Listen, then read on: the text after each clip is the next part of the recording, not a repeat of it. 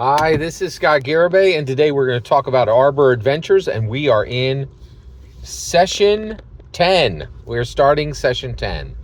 So, Dolos and his entire crew, Parak, Grax, Farrowin, are all leaving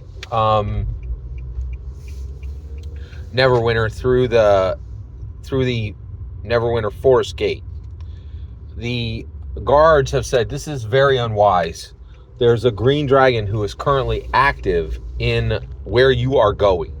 The odds of you dying are significant, right? And Erosarn, this, the third daughter of Elf Enclave Galena, is like, dude, is like, hey, all y'all's, I just rolled up in town. Y'all's have been very hospitable, but where I'm going, it's going to be bad. And they're like, no, we're here with you, right? So they go with her, right? First day of travel is completely completely unobtrusive. Actually, uneventful. So first day is uneventful, and we get all the way there, and they set camp for the night, right? And on Dolos's watch, I actually give him a perception check. We're back to perception checks.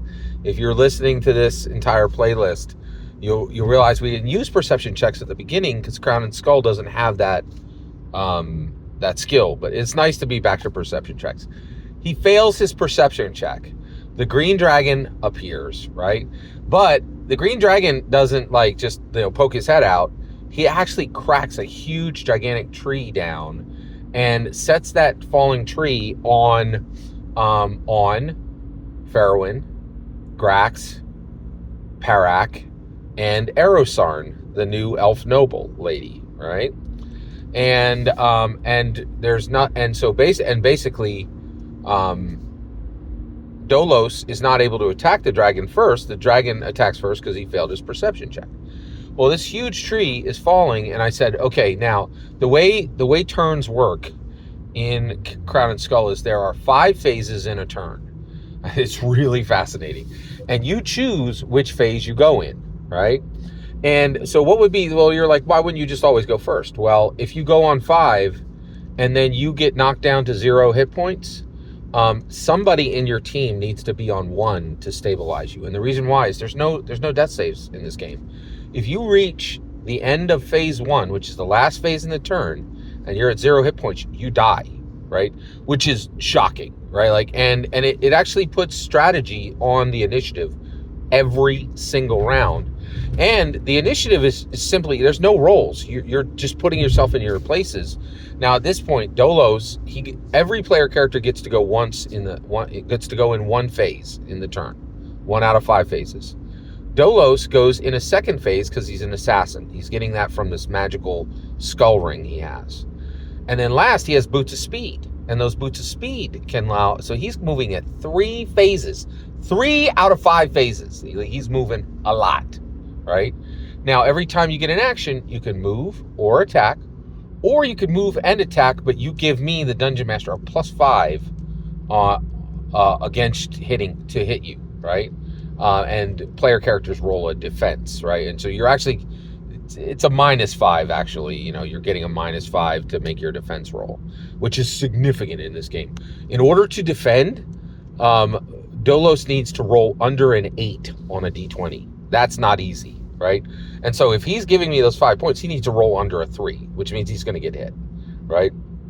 So Dolos almost never hurries, but he uses these phases.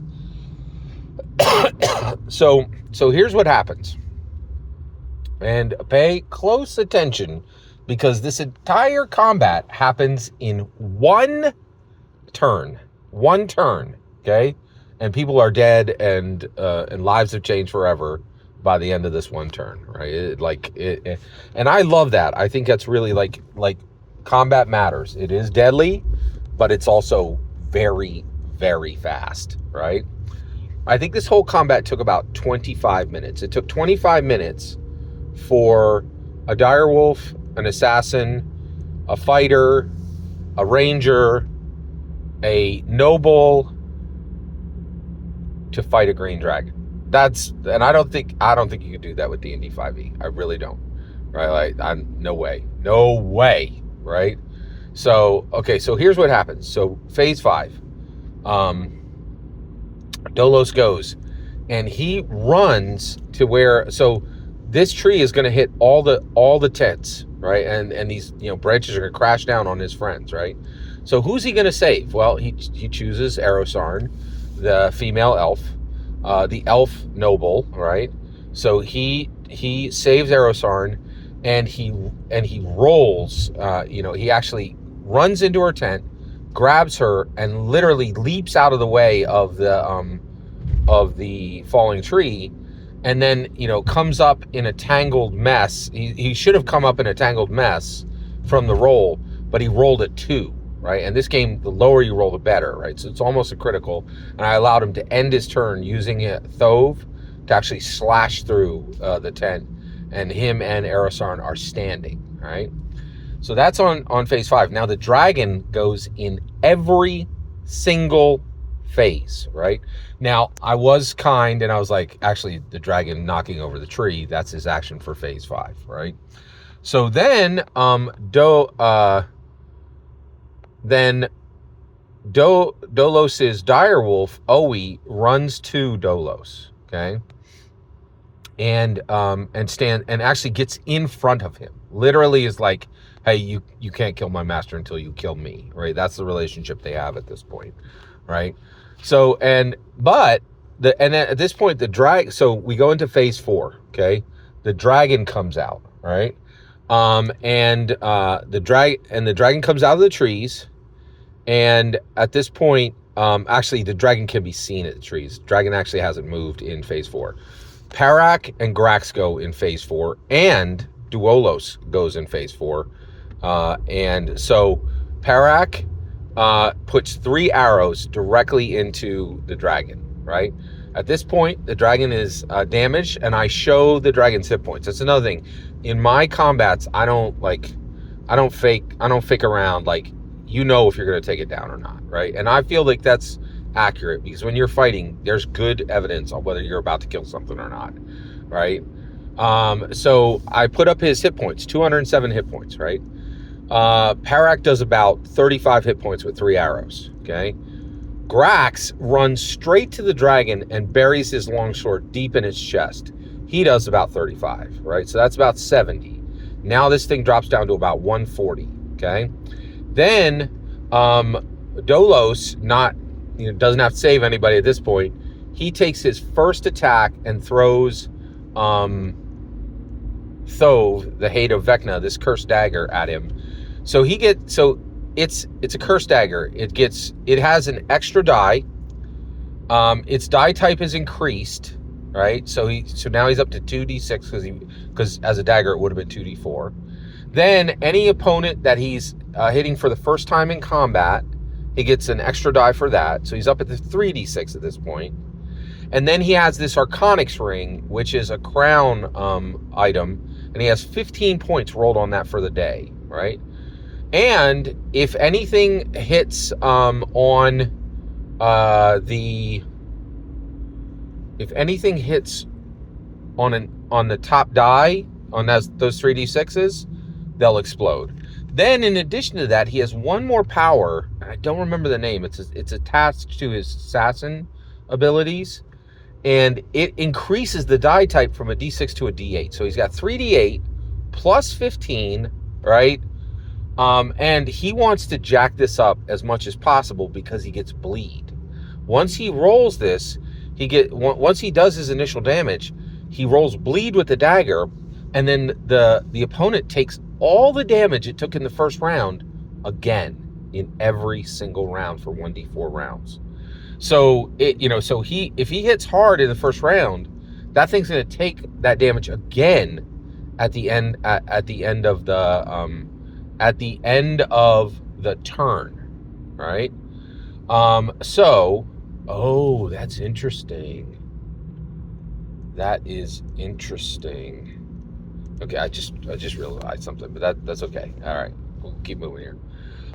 So basically, he gets bleed, And so he hits this thing for, with 3d8, he rolls like 20, right?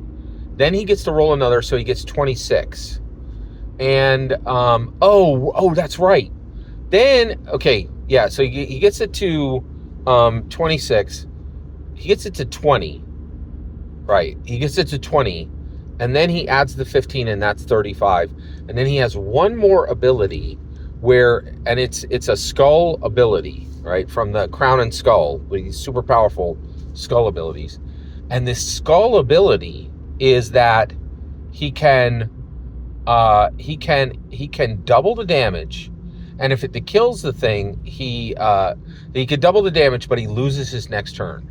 But if it kills the creature, he doesn't lose his next turn, right? So he doubles the 35 to 70. Now the creature goes from 140 hit points to 70 hit points, right? Then in the next section, OE gets a turn. He picks up Erisarn by the waist and runs her into the forest. Literally removes her from the combat, right?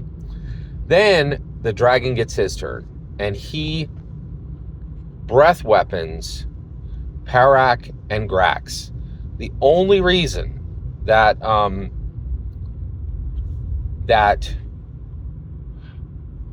actually he breath weapons Parak. He doesn't breath weapon because Parak is at distance, because she was using her bow, but Grax is right in front of him, right? And with his sword buried in the dragon's chest, right?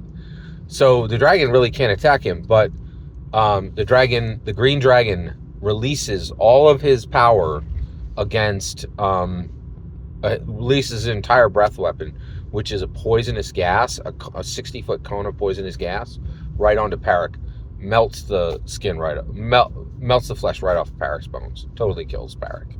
Right now, this guy had Parak, this woman, this half elf ranger, has been with them since the caravan, right, where they met Volna. So probably like session 3, session 4, right? And so very sad, and that death occurs. Then Grax does more damage on like round 3, and at this point, Dolos actually uses his move.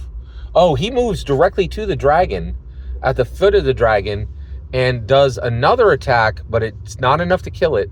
But then the dragon dies at the end of phase 1 because bleed kicks in, right? And the dragon drops, and and of course Parak is lost, so one of his allies is dead. But we now know that Dolos and his team are capable of taking down a dragon, but it will cost one of those team members' lives. They're not going to walk away unscathed. In fact, one of them is dead, right? So Dolos can drop a dragon with his crew if one of his crew gives up their life. Now at this point, his crew is permanently down 1, right? And he had been really having a lot of benefit from, one, he had got a lot of survival skills, and they were able to move through the forest very easily with Owatla. I'm sorry, excuse me, they killed Owatla. They moved through these forests very quickly, but it's really powerful. I was really shocked that they were able to do that. That is continuing with session 10. Every single word you just heard is my humble opinion on the best parts of Arbor Adventure. I'd love to hear your thoughts. Please consider subscribing, and have fetch Millennium.